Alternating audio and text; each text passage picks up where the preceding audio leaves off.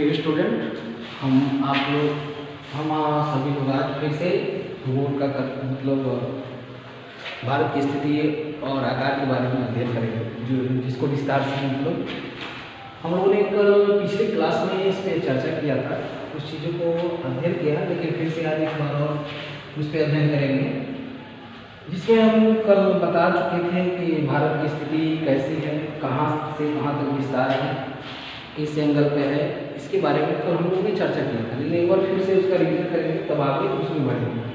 तो भारत की स्थिति की बात करेंगे। भारत की स्थिति अगर सबसे पहले हम गोलों की बात करें, गोलों में अक्षांश रेखाओं और देशांतर रेखाओं के विषय में मैंने कल बताया था। तो अक्षांश रेखाओं में जो भूमध्य रेखा है 0 डिग्री, यह अक्षांश रेखा है, लेकिन उत्तरी ध्रुव जो ध्रुव है, उत्तरी और दक्षिणी ध्रुव को मिलाने वाली जो रेखा है ऊपर से नीचे की तरफ जो आती है वो देशांतर रेखा।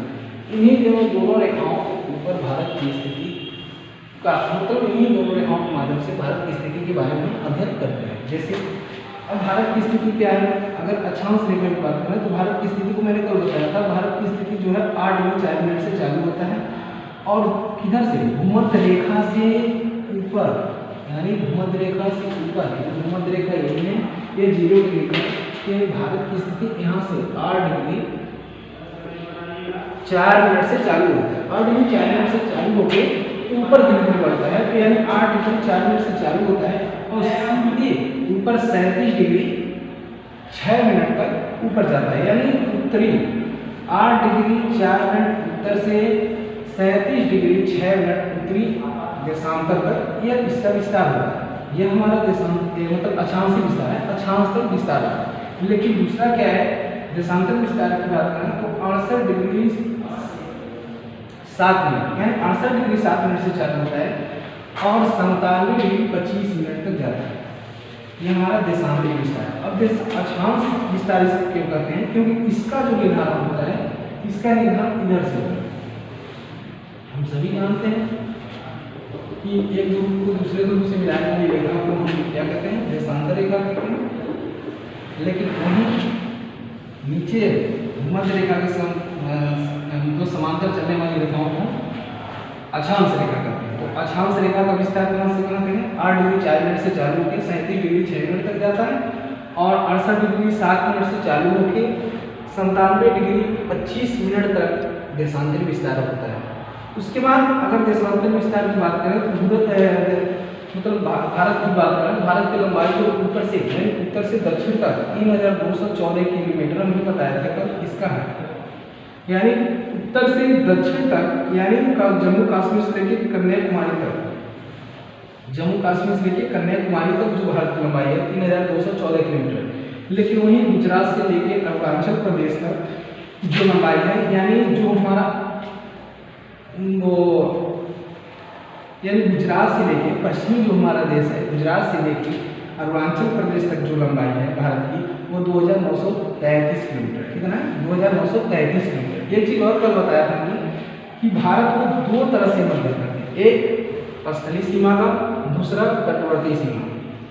यानी स्थलीय सीमा वे सीमाएं उन्हें स्थलीय सीमा कहते हैं जो जिनका स्थल से मिलान हो, न कि समुद्र से। लेकिन तट की बात जहाँ पे है उसको हम तट से मिलान करते हैं, तट के क्षेत्र को ही तटवर्ती क्षेत्र, यानी समुद्र से सटे हुए भाग को ही तटवर्ती क्षेत्र कहते हैं।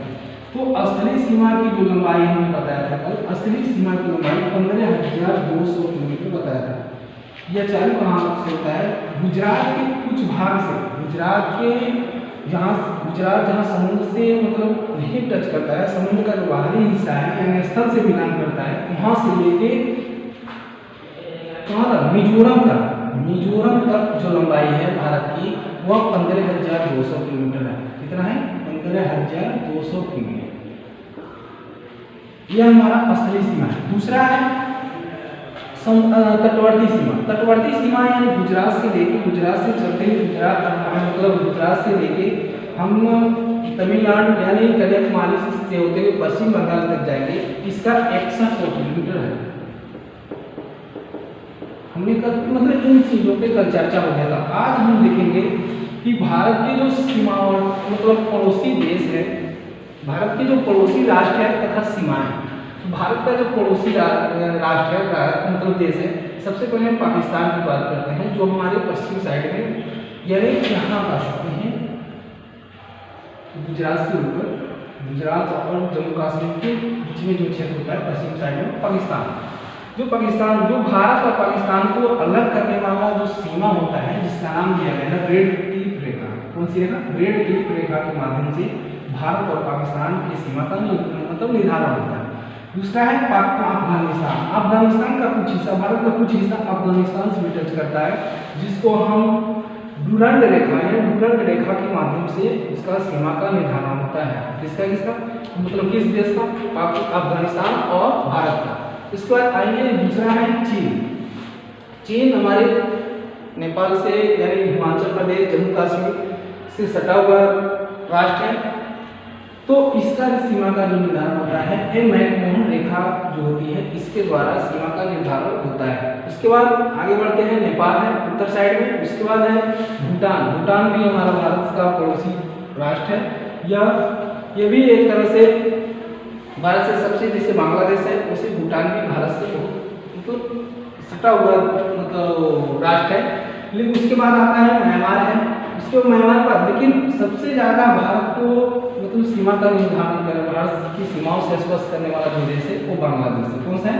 बांग्लादेश है, जो पश्चिम बंगाल के यानी बंगाल की खाड़ी के पास है, जो बांग्लादेश है। ठीक है, तो यह बांग्लादेश हो गया, इधर भूटान हो गया, चीन हो गया, अफगानिस्तान हो गया, पाकिस्तान हो गया।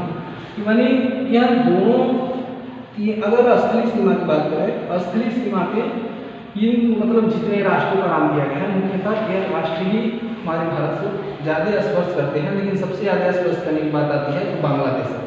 उसके बाद प्रायद्वीप मतलब समुद्री तट की तरफ जाए तो समुद्री तट की तरफ दो ही राष्ट्र हैं, जैसे एक श्रीलंका है, दूसरा मालदीव है। ठीक है, उसके बाद एक टॉपिक आता है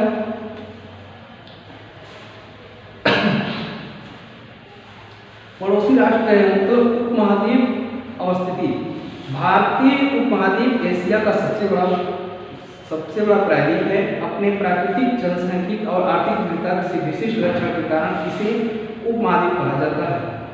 भिन्नताओं के होते हुए भी भारतीय महाद्वीप प्राकृतिक एवं सांस्कृतिक दृष्टि से एकता का सूत्र में बंधा हुआ है। विभिन्न स्थानों में यानी अपनी हिंद महासागर स्थिति, वायुमार्गीय स्थिति, दो कटिबंधीय स्थिति तथा हिमालय पर्वत की स्थिति के कारण हिंद महासागर का एक विशिष्ट राष्ट्र है। पड़ोसी देशों से संपर्क स्थापित करने के संदर्भ में हिंद महासागर के जलीय मार्गों के अतिरिक्त हिमालय के तटों में घाटियों की भूमिका महत्वपूर्ण रही है।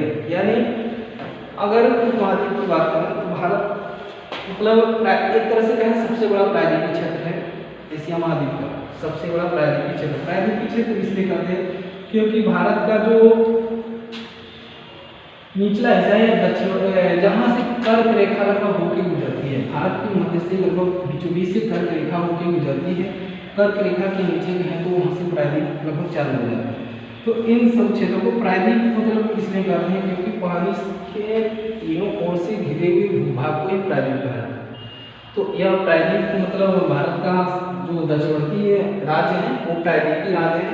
इससे समुद्र तट की बात होती है तो ये पश्चिमी घाट या पूर्वी घाट, तो पूर्वी घाट और पश्चिमी घाट के दोनों प्रायद्वीप का ही क्षेत्र है, जिसमें पश्चिमी घाट में पश्चिमी घाट की बात करें तो अरब सागर, पूर्वी घाट की बात करें तो बंगाल की खाड़ी। ठीक है, तो अगले वीडियो में हम इसके आगे का अध्ययन करेंगे। हमने आपको बता भी दिया है अक्षांशीय विस्तार और देशांतर विस्तार के विषय में बता दिया है। आगे जो टॉपिक होगा इस पर हम विस्तार से अध्ययन करेंगे। आज के वीडियो में बस इतना ही।